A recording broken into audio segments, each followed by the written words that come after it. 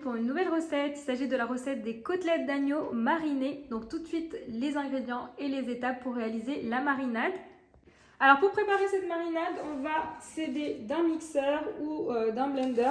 On vient mettre un oignon coupé grossièrement car tout sera mixé. Ici, je viens ajouter mes herbes, donc de la coriandre et du persil frais, donc que j'ai lavé et j'ai bien laissé sécher. Ici, 2 gousses d'ail. Ici, c'est de l'ail frais, donc il n'a pas eu le temps de germer. Voilà pourquoi je ne retire pas le germe. Ici, j'ai 30 g d'eau avec 30 g d'huile d'olive qui peuvent être remplacées par une huile neutre type tournesol. Et ensuite, mes épices. Donc ici, j'ai du sel, du poivre, une pointe de cumin seulement et une cuillère de paprika doux. Vous pouvez également rajouter, si vous voulez, un peu de piment. Et on va venir mixer le tout, quelques secondes dans notre blender. Voilà, ici, je vous montre ce que j'obtiens.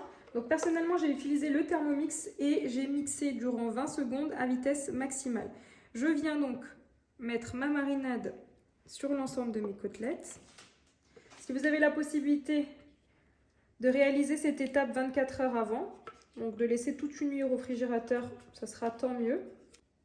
Alors avant de mariner le tout, on va rajouter une cuillère à soupe de vinaigre. C'est pour attendrir notre viande. Vous avez la possibilité de l'ajouter directement à votre mixture. Alors moi je l'ai oublié. Voilà pourquoi je vais l'ajouter maintenant. C'est pas bien grave. Alors si vous n'avez pas de vinaigre blanc, vous pouvez remplacer par du jus de citron sans problème. Voilà, donc là je viens mariner l'ensemble de mes côtelettes. Ensuite je vais filmer et je vais passer au réfrigérateur. Donc plus vous les laissez au frigo, mieux ce sera. L'idéal 24 heures. Et au pire des cas, vous pouvez laisser mariner 30 minutes, 1 heure. Ça fera également l'affaire. Alors pour le mode de cuisson, vous avez différentes possibilités. Vous pouvez soit les faire cuire au four. Donc je vous donnerai les temps de cuisson exacts. Vous pouvez les faire à la poêle ou bien directement au barbecue. Voilà, ici j'ai filmé mes côtelettes, donc direction le réfrigérateur et je vous retrouve pour la suite, donc pour la cuisson. Voilà ici pour la suite de nos côtelettes, donc je vais venir les saisir sur une plancha ou dans une poêle, mais vous pouvez aussi utiliser la technique de la cuisson au four. Donc il faudra préchauffer votre four à 180 degrés et les faire cuire pendant à peu près 13 minutes. Voilà, ici je les ai laissés macérer dans leur marinade plusieurs heures. Idéalement, comme je vous l'ai dit précédemment, il faudra les laisser toute une nuit. Petite technique, donc pour avoir une viande bien tendre et juteuse, je vous recommande de sortir votre viande 30 minutes avant de la faire cuire pour éviter le choc thermique trop violent. Donc c'est valable pour toutes les viandes. Voilà, ici sur ma plancha bien chaude, je viens mettre du beurre. Je vais faire fondre et ensuite je vais mettre ma viande.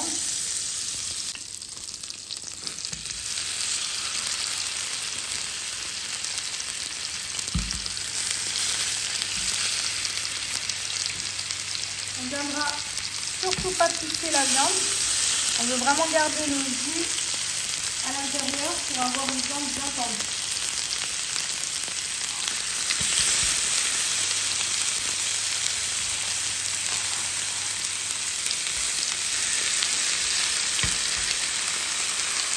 Voilà, ici on est sur un feu vif, donc on veut faire cuire cette viande rapidement. On a une jolie couleur.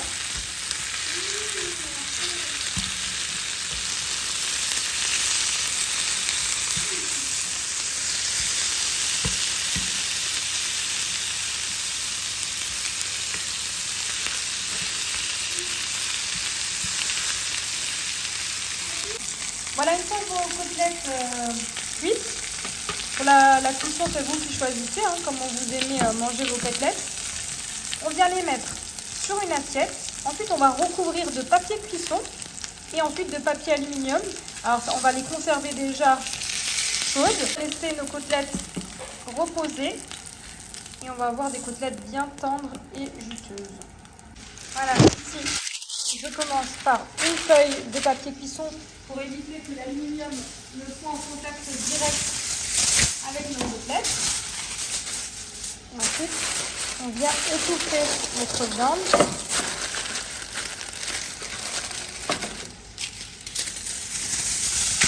Et la laisser donc reposer.